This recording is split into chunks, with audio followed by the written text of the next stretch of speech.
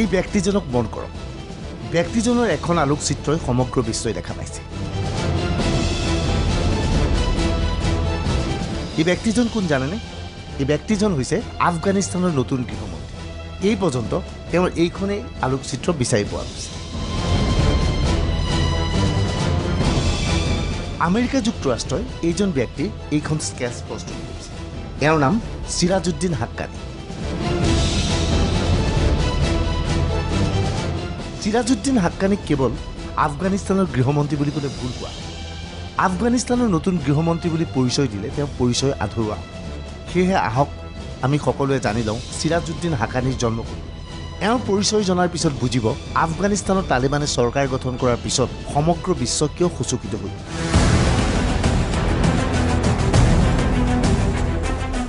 এওঁৰ পৰিচয় জনাৰ পিছত বুজিব আফগানিস্তানত তালিবান চৰকাৰ হোৱাত সমগ্ৰ বিশ্ব চিন্তিত হৈ পৰিছে কিয়। এই পোষ্টাৰখনলৈ মন কৰক।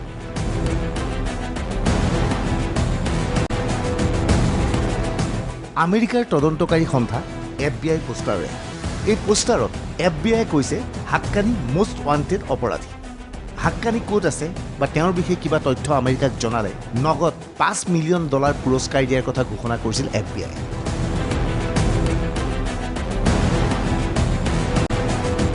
পৰৱৰ্তী সময়ত আমেৰিকাৰ চৰকাৰে চিৰাজউদ্দিন হাক্কানীৰ সন্ধান দিওঁতাক $10 মিলিয়ন ধন দিয়াৰ ঘোষণা কৰিছে। $10 মিলিয়ন অৰ্থাৎ $100 কোটি দিবলৈ সাজু আছে আমেৰিকা যুক্তৰাষ্ট্ৰ।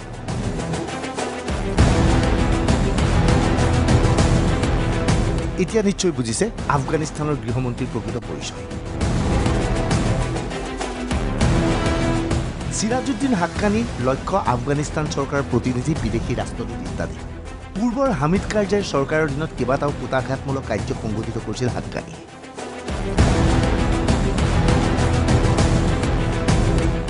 হাক্কানী নেটৱৰ্কৰ মুৰব্বী জালালুদ্দিন হাক্কানীৰ পুত্ৰ হ'ল চিৰাজউদ্দিন হাক্কানী।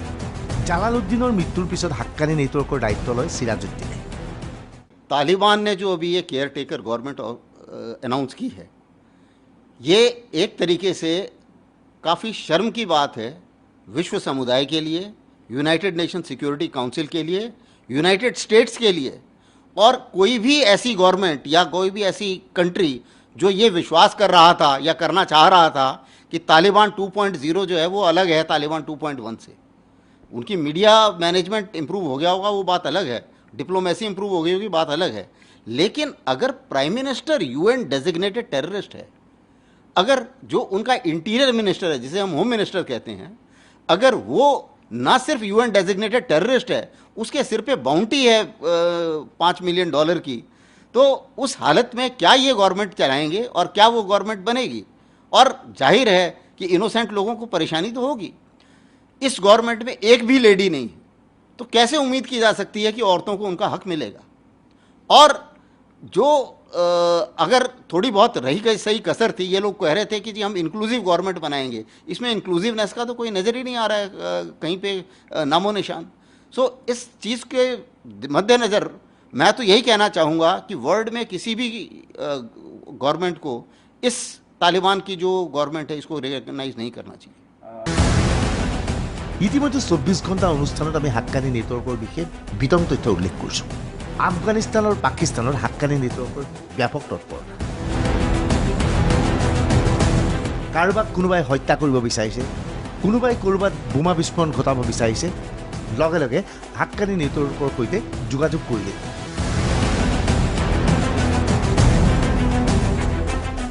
তালিবানতকৈ ভয়াৱহ কাৰ্য কৰি দিয়ে হাক্কানী নেটৱৰ্ক।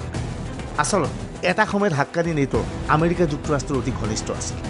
ছোভিয়েট ৰাছিয়াৰ বিৰুদ্ধে হাক্কানী নেটৱৰ্কক ব্যৱহাৰ কৰিছিল আমেৰিকা যুক্তৰাষ্ট্ৰই। পৰৱৰ্তী সময়ত আমেৰিকা যুক্তৰাষ্ট্ৰৰ মূৰৰ কামৰণি হৈ পৰিছিল হাক্কানী নেটৱৰ্ক। আৰু এতিয়া হাক্কানী নেটৱৰ্ক হ'ল পাকিস্তানৰ চোৰাংচোৱা সংস্থা ISI প্ৰধানস্থ। লোব হাক্কানী নেটৱৰ্কৰ বৰ্তমানৰ মুৰব্বী তথা আফগানিস্তানৰ গৃহমন্ত্ৰী চিৰাজউদ্দিন হাক্কানীৰ বিতং পৰিচয় এইবাৰ আমি আপোনালোকক আগবঢ়াব পাৰিছোঁ।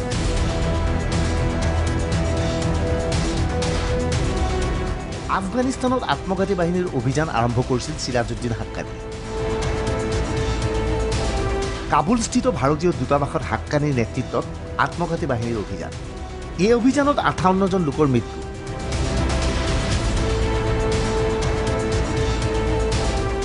ৰাষ্ট্ৰপতি হামিদ কাৰজাইক হত্যা কৰাৰ ষড়যন্ত্ৰ ৰচনাৰ বাবে মষ্ট ৱান্টেড ঘোষণা।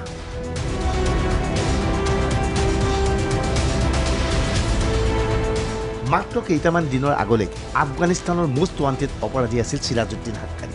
হামিদ কাৰজাইৰ নেতৃত্বাধীন চৰকাৰখনে ঘনে ঘনে হাক্কানীৰ সন্ধানত অভিযান চলাইছিল। হাক্কানীৰ সন্ধানত অভিযান চলাইছিল আমেৰিকা যুক্তৰাষ্ট্ৰই। কিন্তু যোৱা 15 আগষ্টত কাবুল দখল কৰাৰ পিছত প্ৰায় 23 দিনৰ অন্তত তালিবানে নতুন চৰকাৰ গঠন কৰি এই চৰকাৰৰ গৃহমন্ত্ৰীৰ দায়িত্ব দিলে সেই কুখ্যাত চিৰাজুদ্দিন হাক্কানী। চিৰাজুদ্দিনৰ খুৰা খলিলুদ্দিন হাক্কানীক শৰণাৰ্থী বিভাগৰ মন্ত্ৰীৰ দায়িত্ব দিয়া হৈছে। হাক্কানী নেটৱৰ্কৰ আন দুজন সদস্যই মন্ত্ৰীসভাত স্থান পাইছে। আচলতে 15 আগষ্টতে আফগানিস্তান তালিবানে দখল কৰাৰ পিছতো চৰকাৰ গঠনৰ বাবে 23 দিন পলম হ'ল কিয়? ইয়াৰ সমগ্ৰ ৰহস্য এতিয়া সন্মুখলৈ আহিছে। এই সমগ্ৰ ঘটনাৰ আঁৰত পাকিস্তানে বিচাৰিছে আফগানিস্তানৰ এখন পুতলা চৰকাৰ গঠন হ'ব, যিখন চৰকাৰ পাকিস্তানে নিয়ন্ত্ৰণ কৰিব পাৰিব। পাকিস্তানে এই চৰকাৰখনক নিয়ন্ত্ৰণ কৰাৰ স্বাৰ্থতেই তালিবানৰ সৈতে মিলি পঞ্চিলত আহমদ মাছুদৰ সামৰিক বাহিনীৰ বিৰুদ্ধে অভিযান চলাই পঞ্চিৰ দখল কৰিছিল। অৱশ্যে পঞ্চিলত এতিয়াও যুদ্ধ অব্যাহত আছে। আন এখন দেশলৈ এইদৰে পাকিস্তানী সেনা প্ৰেৰণ কৰি এখন চৰকাৰ গঠনৰ বাবে তৎপৰতা প্ৰদৰ্শন কৰাই বুজাই আচলতে হাক্কানী নেটৱৰ্কক পাকিস্তানে কিয় সহায় কৰিব বিচাৰিছে? আচলতে তালিবানৰ এই নতুন চৰকাৰখনৰ প্ৰধানমন্ত্ৰীৰ দায়িত্ব মুল্লা বৰাদৰক দিয়া হ'ব বুলি ধাৰণা কৰা হৈছিল।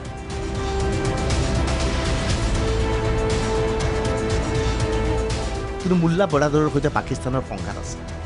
পাকিস্তানে বিচৰা নাছিল মুল্লা বৰাদৰ দেশৰ প্ৰধানমন্ত্ৰী। পাকিস্তানে ইয়াৰ পৰিৱৰ্তে বিচাৰিছিল আফগানিস্তান নিয়ন্ত্ৰণ কৰক হাক্কানী নেটৱৰ্কে।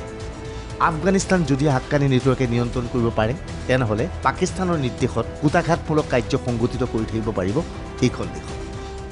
बिल्कुल पाकिस्तान का बड़ा हाथ नज़र आता है, क्योंकि देखिए एक तो आईएसआई चीफ वहाँ पे मौजूद थे, लेकिन चलो उनकी बात मौजूदगी एक कॉन्सिडेंस भी हो सकता है, लेकिन फैक्ट ये है कि जो इंटीरियर मिनिस्ट्री है वो मिली है हक्कानीज़ को।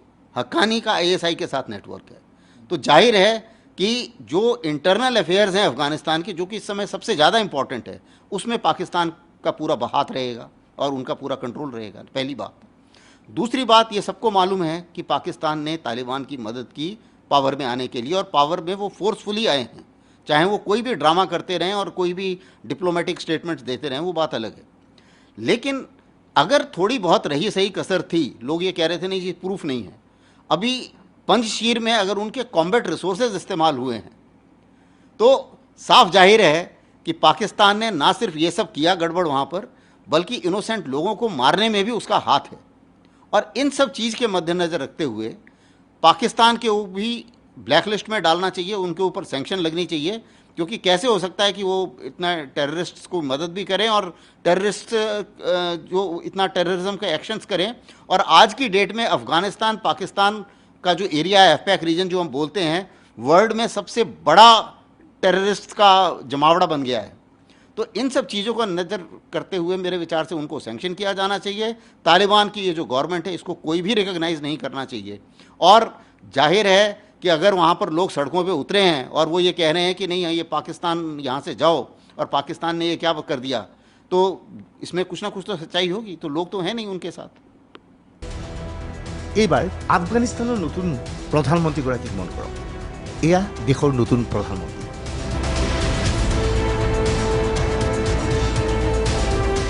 নাম মুল্লা মোহাম্মদ হাছান আখুন্দুক। আখুন্দুকে প্ৰধানমন্ত্ৰীৰ দায়িত্ব পালে একমাত্ৰ পাকিস্তানৰ হেঁচা। আখুন্দুক আচলতে কান্দাহাৰৰ সৈতে জড়িত। সেয়েহে প্ৰাৰম্ভিক অৱস্থাত ধাৰণা কৰা হৈছিল আফগানিস্তানৰ ৰাজধানী কান্দাহাৰলৈ স্থানান্তৰিত কৰা হ'ব। নাটকীয়ভাৱে আফগানিস্তানৰ এই অন্তৰ্বৰ্তীকালীন মন্ত্ৰীসভাখনত দুজন উপ প্ৰধানমন্ত্ৰী ৰখা হৈছে। ইয়াৰে মাজৰ এজন হৈছে মুল্লা বৰাদৰ।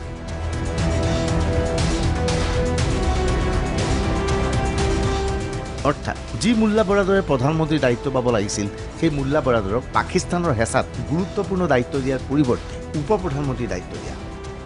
पहला कि तालिबान का जो टॉप लीडर है, जिसको स्पिरिचुअल लीडर जैसे ईरान में अयतुल्ला खोमेनी थे, उस तरह का स्टेटस इनको मिला है। मुल्ला हबीबुल्लाह अखुंडजादा को, और उन्होंने अखुंड का नाम प्रपोज किया।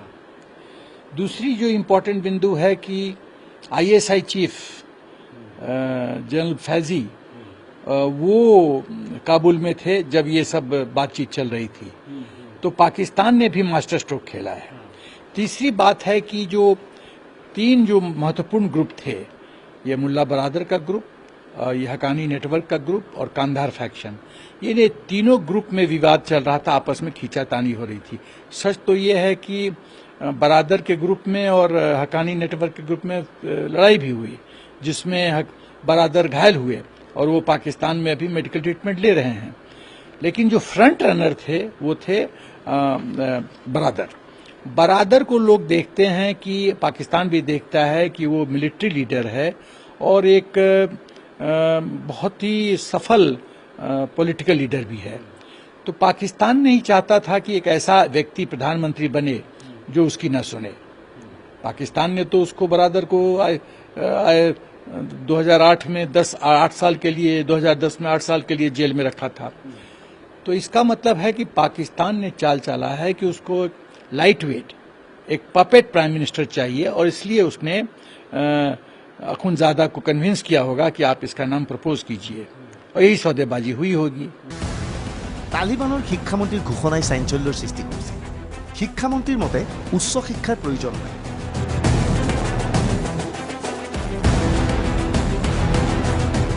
PhD ডিগ্ৰী লৈ কোনো লাভ নাই। PhD ডিগ্ৰী নথকাকৈ তালিবানে চৰকাৰ গঠন কৰিছে। উচ্চতৰ মাধ্যমিকলৈকে পঢ়িলেই যথেষ্ট।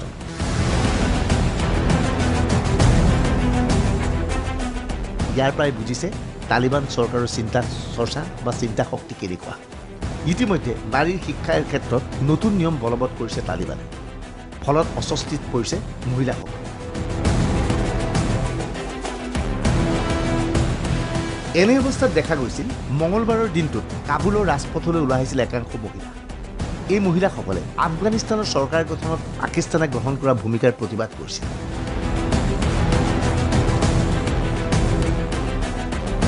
শান্তিপূৰ্ণভাৱে প্ৰতিবাদ চলি থকা অৱস্থাত তালিবানে শূন্যলৈ লক্ষ্য কৰি গুলীচালনা কৰিছিল। এই ঘটনাত কমেও 3 গৰাকী মহিলাৰ মৃত্যু হোৱাৰ খবৰ আহিছে, কিন্তু আনুষ্ঠানিকভাৱে এই তথ্য এতিয়াও জনোৱা হোৱা নাই। Bureau report, DY365।